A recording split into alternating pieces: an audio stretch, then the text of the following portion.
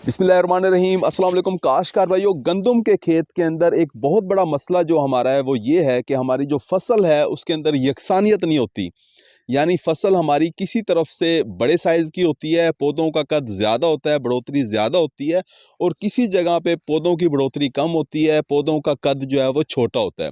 यूँ समझ लें कि बाज़ जगहों पे एक ही खेत के अंदर बाज़ जगहों पे हमारे जो पौधे हैं वो सेहतमंद होते हैं और बाज़ जगहों के ऊपर कमज़ोर होते हैं। फिर हमारे काश्तकार भाई क्या करते हैं कि इस फसल को बराबर करने के लिए वो यूरिया खाद का इस्तेमाल करते हैं। यूरिया खाद का इस्तेमाल करने के बावजूद भी उनकी फसल जो है वो बराबर नहीं होती। आज जिस खेत के अंदर हम मौजूद हैं, ये खेत जो आप देख रहे हैं, ये खेत भी पहले बिल्कुल ऐसा ही था। किसी जगह पे पौधे बड़े साइज़ के थे, किसी जगह पे कम साइज़ के थे, किसी जगह पे पौधों की बढ़ोतरी ज़्यादा थी और किसी जगह पे कम थी। हमारे साथ एक काश्तकार भाई मौजूद हैं। उम्र इनकी बहुत ही कम है लेकिन पैदावार ये अच्छी खासी ले रहे होते हैं। 65 मन फी एकड़ के हिसाब से इन्होंने पिछले साल गंदम की पैदावार ली है। हमारे इस दोस्त ने गंदम के इस तरह के खेत के अंदर जिसमें पौधों में यकसानियत नहीं होती, पौधे छोटे बड़े होते हैं, किस तरीके से इस खेत के अंदर इलाज किया है, इन्हीं से पूछ रहे होंगे। जिशान भाई हमारे साथ मौजूद हैं, इनसे पूछते हैं कि इन्होंने किस तरह से इलाज किया। अस्सलाम वालेकुम जी। वालेकुम सलाम। अच्छा जिशान भाई, ये बता दें कि आपने इस खेत के अंदर क्या किया था ऐसा कि ये पौधे जो है माशाल्लाह बिल्कुल ठीक, इनकी बढ़ोतरी इनकी ठीक हो गई है, ग्रोथ ठीक हो गई है इसकी।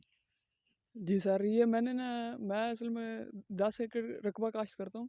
मेरी ज़मीन ना यानी गंदम बहुत ऊपर नीचे थी, तो मैंने इसका हाल यूरिया तो मिल नहीं रही थी, तो उस वजह से मैंने हाल ये निकाला था इसका अमीनो एसिड 400 ग्राम, और मैंने पोटाश 1 किलो और यूरिया 1 किलो, इनको मैंने यानी खुद स्प्रे किया है।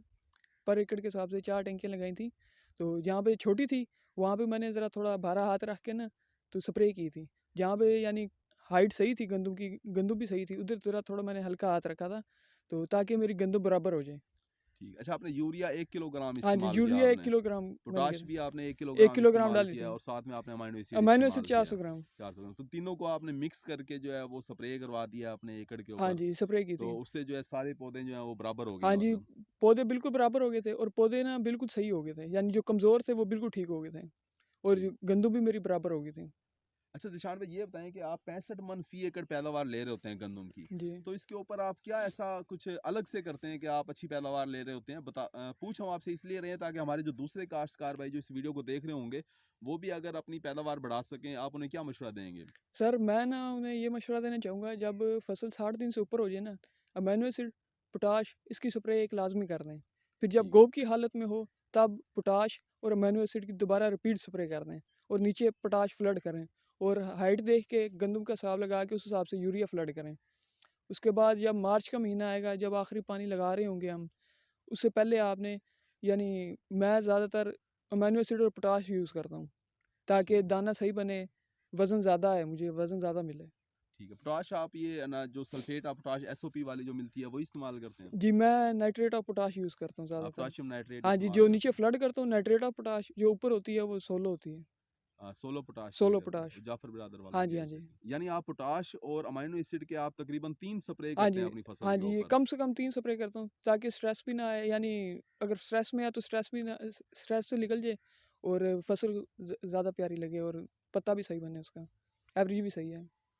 तो काश भाई, बिल्कुल हमारे जो काश्तकार, मिसाली काश्तकार जो हैं हमारे साथ, वो ये बता रहे हैं कि गंदम की फसल के अंदर अगर आप 3 स्प्रे करते हैं, जैसा कि आपको पता ही है कि हम वीडियो में अक्सर बता रहे होते हैं कि स्प्रे भी चाहिए होते हैं फसल को।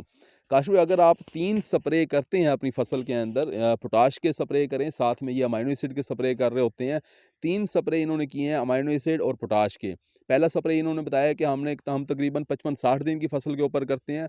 दूसरा स्प्रे जब फसल हमारी गोब की हालत में हो उस वक़्त करते हैं, और तीसरा स्प्रे जो है वो मार्च के महीने में कर रहे होते हैं जिस वक़्त दाना बन रहा होता है।